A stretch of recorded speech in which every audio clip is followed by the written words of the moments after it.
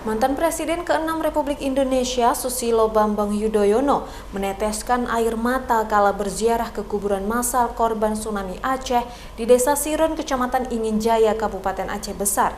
Ziarah dilakukan bertepatan dengan peringatan 19 tahun tsunami Aceh.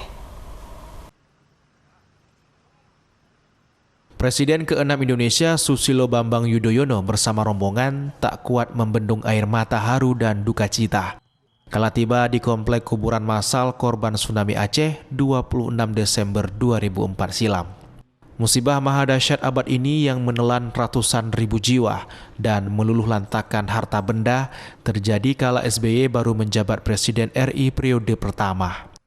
Kala itu SBY bersama Wakil Presiden Yusuf Kala terpaksa harus menghentikan seluruh agenda kenegaraan demi terjun langsung ke Aceh untuk melihat secara dekat korban tsunami.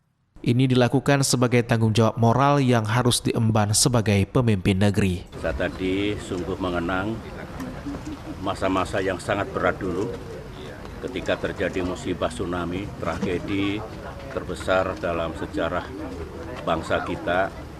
Dan ini salah satu tetenger itu landmark dalam arti untuk mengenang dan mengabadikan.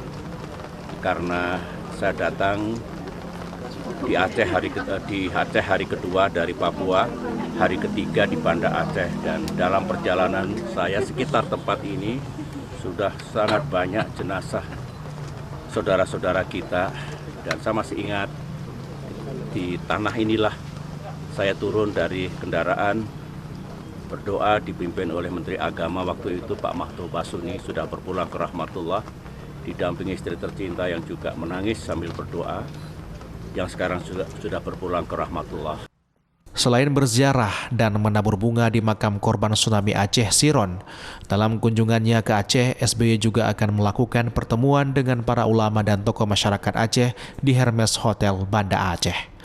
Dari Kabupaten Aceh Besar, Syukri Saribudin, iNews melaporkan.